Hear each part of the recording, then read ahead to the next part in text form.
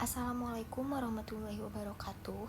Perkenalkan, nama saya Nur Cahyawati dengan NIM 23501911039 dari kelas A.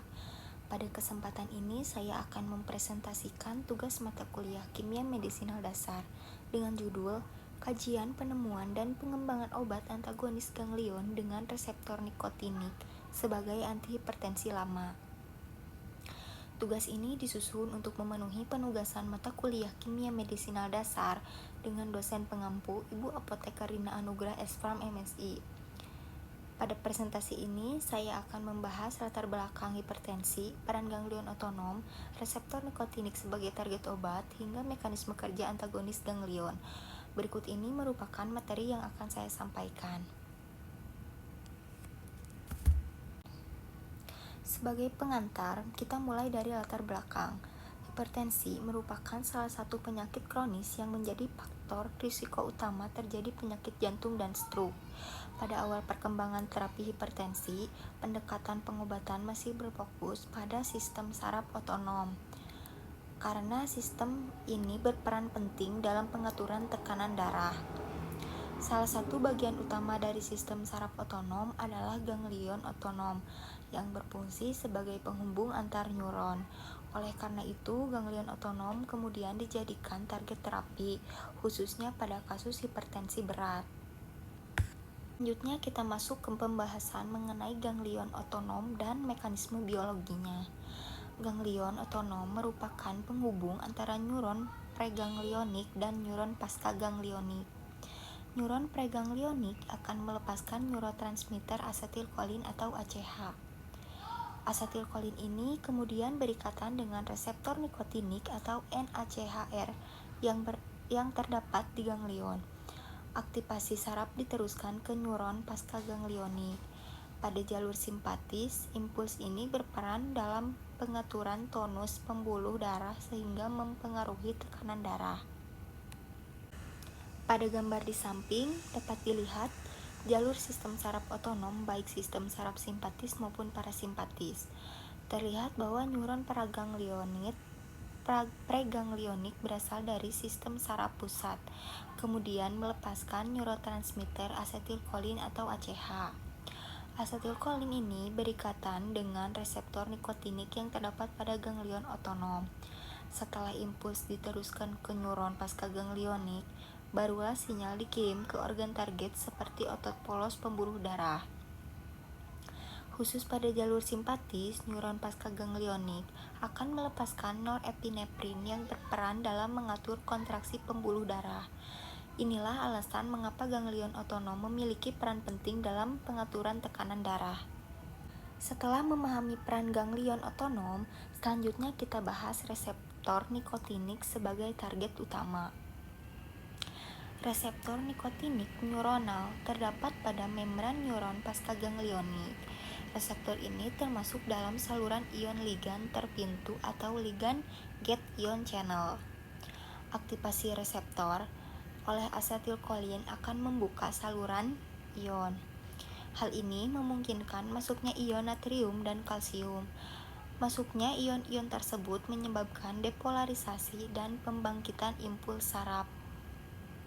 Berikutnya kita masuk ke mekanisme kerja antagonis ganglion. Antagonis ganglion bekerja dengan cara menghambat reseptor nikotinik di ganglion otonom. Penghambatan ini menyebabkan asetilkolin tidak dapat berikatan dengan reseptornya. Akibatnya, transmisi impuls saraf di ganglion terhenti. Penurunan aktivitas saraf simpatis menyebabkan berkurangnya pelepasan norepinefrin. Hal ini menyebabkan terjadinya vasodilatasi perifer dan penurunan tekanan darah.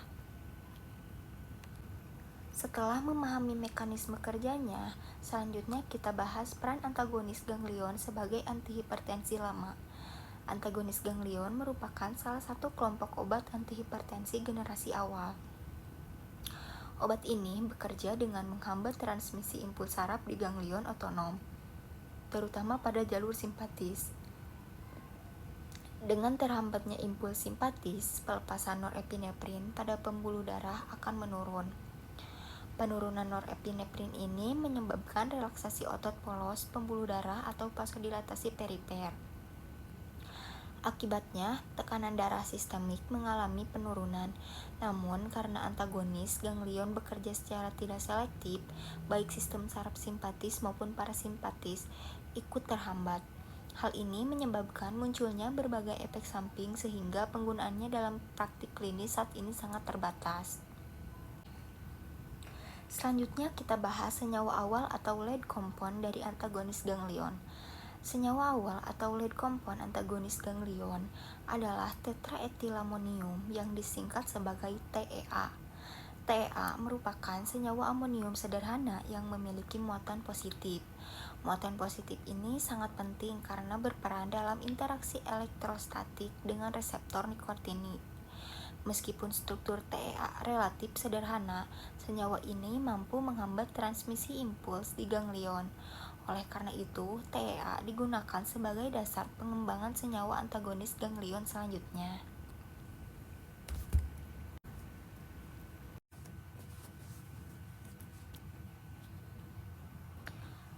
Berikutnya kita masuk ke pembahasan hubungan dengan struktur dan aktivitas. Dalam kajian hubungan struktur dan aktivitas atau SAR, struktur kimia senyawa sangat mempengaruhi aktivitas farmakologinya. Pada antagonis ganglion, jarak antar atom nitrogen diketahui berpengaruh terhadap afinitas senyawa terhadap reseptor nikotinik. Rantai polimetilen dengan panjang sekitar 6 atom karbon diketahui memberikan aktivitas yang paling optimal. Selain itu, peningkatan sifat lipofilik dapat meningkatkan absorpsi obat, khususnya secara oral.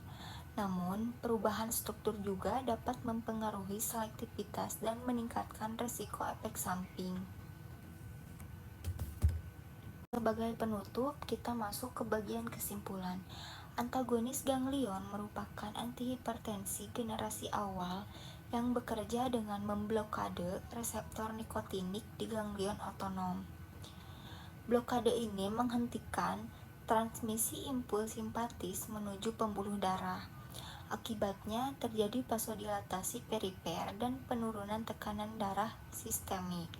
Meskipun saat ini jarang digunakan karena efek samping dan rendahnya selektivitas antagonis ganglion tetap memiliki peran penting dalam kajian kimia medisinal dan sejarah terapi hipertensi. Demikian presentasi yang dapat saya sampaikan. Terima kasih atas perhatiannya. Wassalamualaikum warahmatullahi wabarakatuh.